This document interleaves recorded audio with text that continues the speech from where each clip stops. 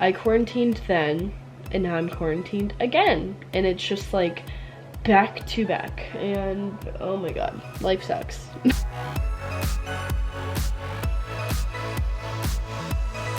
Hey guys, so I am now at my doctor appointment, and you guys know I've been waiting for this for, gosh, when did we call to make this appointment?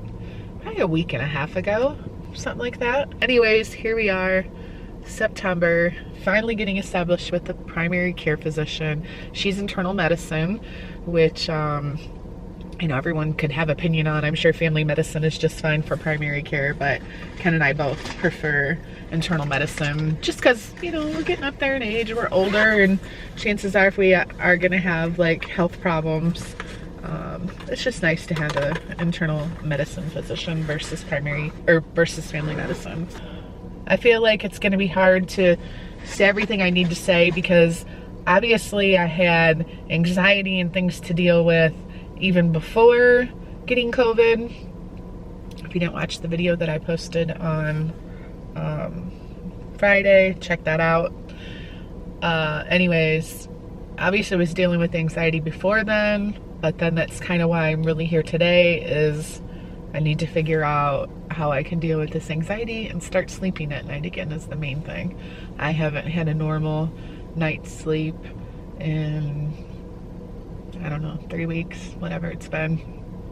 So hopefully she doesn't just say, oh, you know, it'll pass, you just gotta wait for it to die down on its own, you had COVID, this is a side effect, deal with it. Like, hopefully that's just not the answer, but I will let you guys know after my appointment what happens.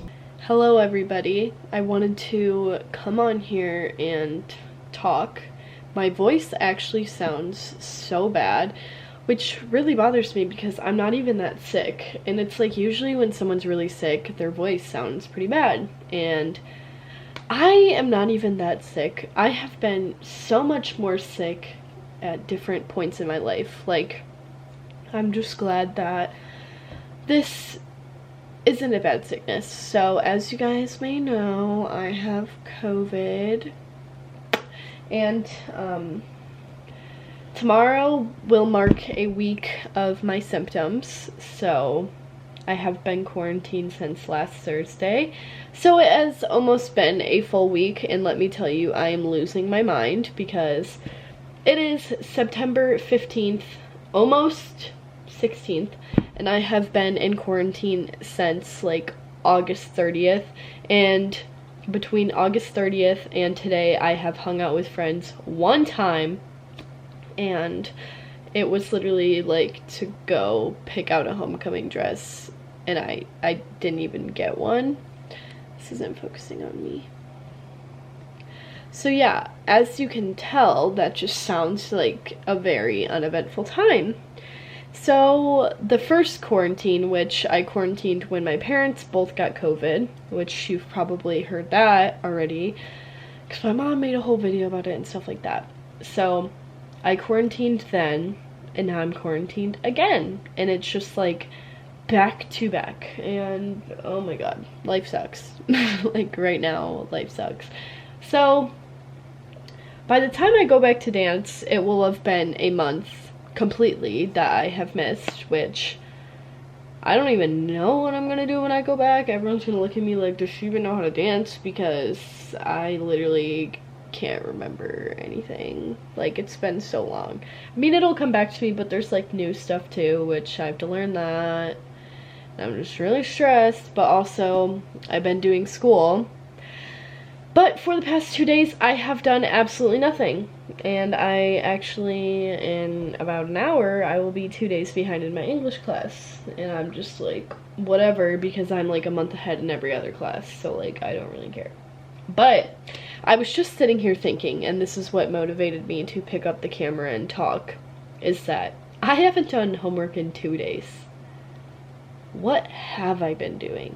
And that's when I was sitting here thinking, what have I literally been doing? And the answer is, I take baths quite a bit. I watch shows that I'm not even interested in, let me say. Like, I've been watching the Circle show throughout this whole quarantine. And it is like, okay, it's interesting, but it doesn't, I don't know, it's just not that interesting to me. But why have I watched like 10 episodes of it? I don't know, because I literally don't like it that much. I've also rewatched 3 seasons of American Horror Story, and now I'm watching this show called Wretched on Netflix only because Sarah Paulson's in it. And that is pretty much it. And other than that, I have went downstairs and hung out with my dogs so many times that I can't even count, because that's the only thing I can do. And I've also eaten a lot of food, and I don't even have taste or smell. So I'm just eating food for the purpose of being bored and eating food because I want to. I lost my taste about 2 days ago, and I noticed when I went to drink some Diet Coke, and I was like, wow, this tastes like water. And yeah, also by the time I'm out of quarantine, it will have been like a month that I haven't posted on Instagram or YouTube. I posted one video, which was a Princess Polly video, and I filmed it a very long time ago. So I absolutely have been doing nothing. So when this quarantine is over, I have no excuses. And that's what I wanted to tell everyone today, is that I am very lazy. I haven't done anything. I literally have a whole, if you can see, ignore my bagel bag, but I have a whole basket of laundry over there, full to the top. And another question you probably are gonna ask is, if you're doing nothing, why haven't you done your laundry? Why haven't you like deep cleaned your room or literally done anything? Yeah, I've lost interest in doing anything because I just want to leave my house and I'm very miserable. So that is pretty much it, and I hope you guys liked my little quarantine talk. And this is why I haven't been filming, is because I'm this bored and there's nothing for me to film because I haven't been doing literally anything. So that's all. Alright guys, so I am back home from my doctor appointment. I've actually been home for a while. Made Karli and I lunch, well, kind of like a late lunch, early dinner, and talking to Ken, talked to a couple friends, and just, I don't know, trying to work through everything that I was told, and I don't know, process everything. So I have to say, I definitely wasn't prepared for having anxiety in the doctor's office. I didn't really work myself up, which is a good thing. I didn't really anticipate, I guess, being in the doctor's office, wearing a mask, starting to feel anxiety, and I don't know, just struggling. When the nurse was standing in the room, typing in notes from my paperwork and stuff like that, I started to feel some anxiety, and I kind of just had to say, just so you know, I'm not feeling real comfortable right now, kind of starting to feel anxious. Of course, then I started getting tears in my eyes. Like, it's so weird how my anxiety triggers my emotions so quickly. So when the doctor came in, I wasn't sitting down, and I basically just told her that I was gonna move around a little bit. If I stay on my feet, I kind of feel a little bit more in control of my anxiety. She probably thought I was crazy.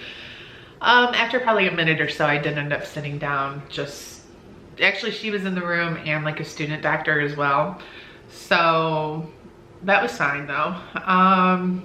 Right away, I just kind of started going over how I had been having issues with anxiety in general over the past year or so, and then how everything has just been 10 times worse since getting COVID and trying to recover. Like, I'm recovered from COVID, but recovered from the after effects of COVID.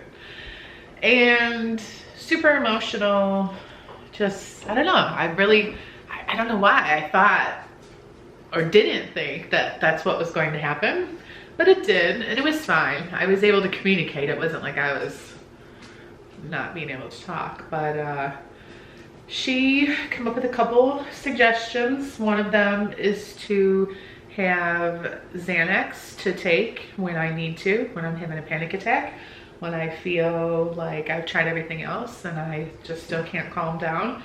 So that'll be something that I'll just have on hand to take as needed. So I feel like that was that was good. And then her next comment was to see a therapist to deal with my anxiety and my depression. And I have to say that triggered me a little bit because I've not really had anybody ever, well, who would? I don't go to doctors.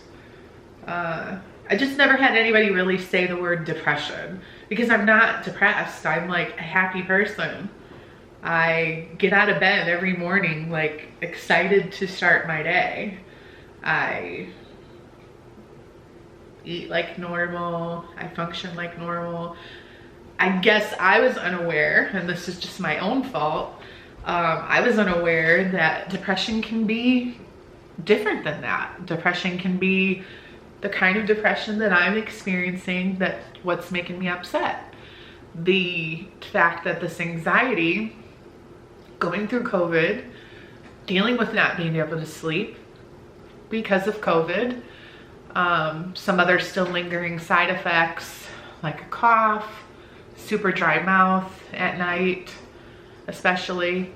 I suck on cough drops a lot during the day.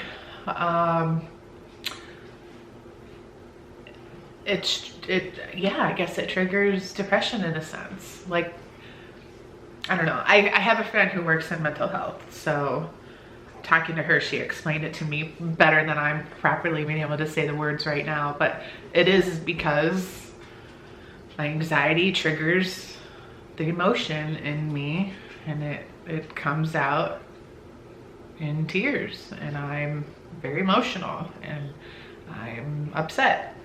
And that can be a form of depression as well. And I was very unaware of that. So she prescribed Celexa for me. I'm a little bit nervous sharing that. I don't know why.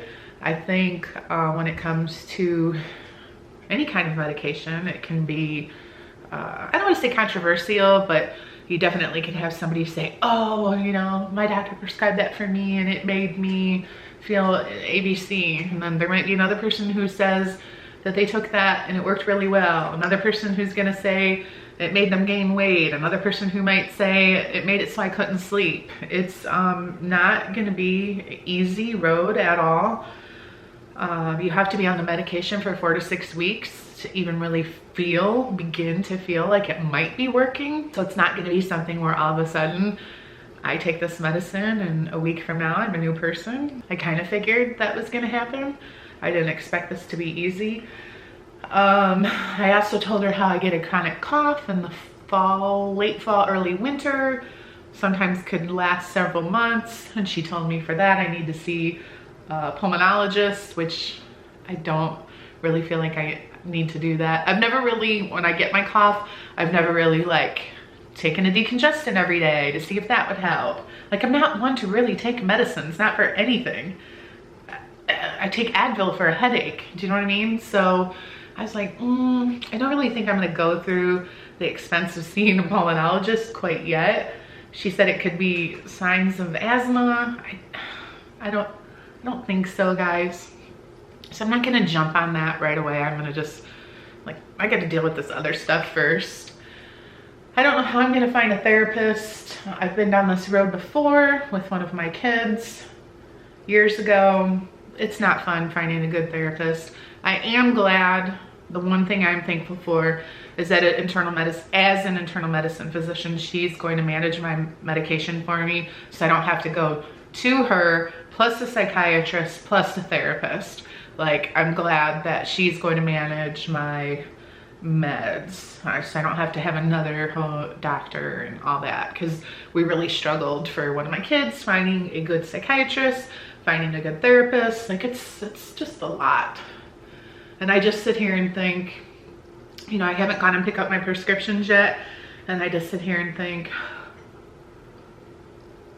I don't know. I like the idea of having the Xanax, because if you are a person who's ever dealt with a panic attack, it's just nice to know I have something that I need to take if I get really bad. I just feel like it's gonna help me feel like I have better control over my panic attacks and my anxiety in general. The biggest side effect of taking Xanax is being tired, and honestly, that's not a bad thing. Like, usually my anxiety comes at night, as you guys know, and Great, make me tired. I want to be tired. The whole idea of getting on this Celexa is more for depression. It's FDA approved for depression. It has been known with studies to help anxiety, help take the edge off, all that kind of thing. So I don't know, guys. For those of you who have been following along and you've been down this road, I know the feedback doesn't matter. It doesn't matter if one person says that didn't work for me or it did work for me. I'm the silly person that sat in the doctor's office and said to her, are you dealing with a lot of patients who come in here for the same thing? And she looked at me kind of weird, like, what are you asking me? And I'm like, for post-COVID patients, do you have a lot of people that come in here that are going through this? They're recovered from COVID, but they can't sleep. They have this new crazy anxiety that they're dealing with, and like brain fog, can't concentrate, blah, blah, blah. She's like, oh yes, absolutely. I don't know why that information is so important, because it really doesn't matter. What does it matter if I'm 1 in a million people having this, or 1 in 100 people that are having the, you know what I mean? Like at the end of the day, I don't know. I guess when you're going through anything in life, it sometimes makes you feel better to know that you're not the only one. So, I don't want to get emotional. I'm good, I'm good.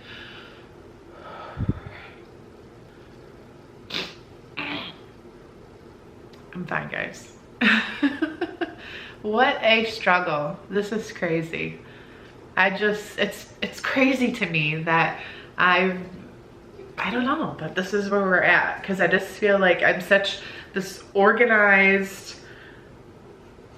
together with it, like, I don't know. I guess that's maybe why this is also hard to process, because it's so unlike me. I'm like such a type, I'm so much a type of person that like, I know what I'm doing. I have my crap figured out, my life figured out. I'm on a good path. My life is good. My kids are healthy. Like everything's good. I almost wanted to tell the doctor today that I really don't need a therapist, that I already have one. It's you guys. But she would really think I was crazy then. Fine, it's COVID. It does something. The information's out there. I'm not the only one that this is happening to. My doctor confirmed that today. Fine, great. It will get better. It's whether or not I really truly need this medication. I guess we won't know until I take it and see how it makes me feel. And if after 6 weeks or whatever it takes, I'm either gonna be like better or not. I think the only thing I'm concerned about is what if this is just something that I need some time to get through, and I start taking this medication, and at the same time, like, how do I know if things are getting better because of the medication, or things are getting better just because time has gone by and I'm that far recovered from COVID and it's just a natural process to recover from all of this? See, this is the kind of stuff that goes on in this head. Anyways, I think I'm just gonna end this here, guys. I have to go to the grocery store I feel like I have, what's that called? Like when you can read somebody's mind. I have some type of spiritual connection to my grandmother who's in the nursing home, because whenever I think, oh, I bet you she needs groceries, I should get her groceries. I haven't heard from her in a little while. She always calls me the very next day. Every time. It's the weirdest thing. So yeah, she called me. She needs groceries. And I was just at the grocery store yesterday. So now I need to go get her some groceries so I can take them to her tomorrow morning. So that's gonna be the highlight of the rest of my evening, and figuring out what to do for dinner.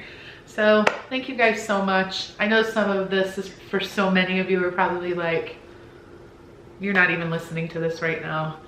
If you are listening to it, that means you do care, and I really do appreciate it. So if this is somehow helping other people, it helps me. This really does help me, whether you guys believe it or not. So, all right, see you guys next time. Bye.